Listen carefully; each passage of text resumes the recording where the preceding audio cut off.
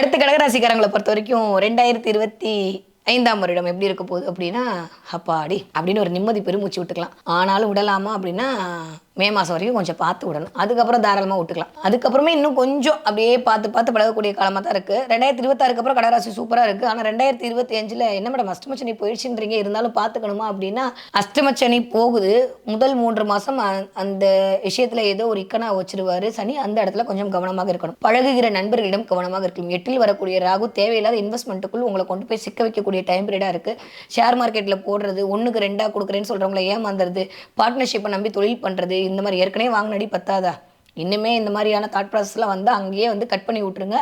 உழைப்பால் மட்டுமே உயர முடியும்ன்ற நம்பிக்கையை உங்களுக்கு முதல்ல நீங்கள் சொல்லிக்கோங்க. உட்காந்த இடத்துலேருந்து காசு வரும்னு எதிர்பார்த்தீங்கன்னா கடகராசிக்காரங்களுக்கு வந்து மாமா பிஸ்கோத்துன்ற மாதிரி ஆகி போயிடும். அதனால் இன்வெஸ்ட்மெண்ட்டில் கவனம் கவனம் கவனம் கடகராசிக்காரங்களுக்கு இந்த 2025வது வருஷம். மற்றபடி சூப்பராக இருக்குங்க, எதுவுமே கவலைப்பட வேணாம். அஷ்டமச்சனி போயிடுச்சு, இந்த பக்கம் வந்து சூப்பராக குரு 12ல் இருந்து கொண்டு உங்களுக்கான விரயத்தை கொடுத்தாலுமே அது சுப விரயமாக கொடுக்க போறாரு.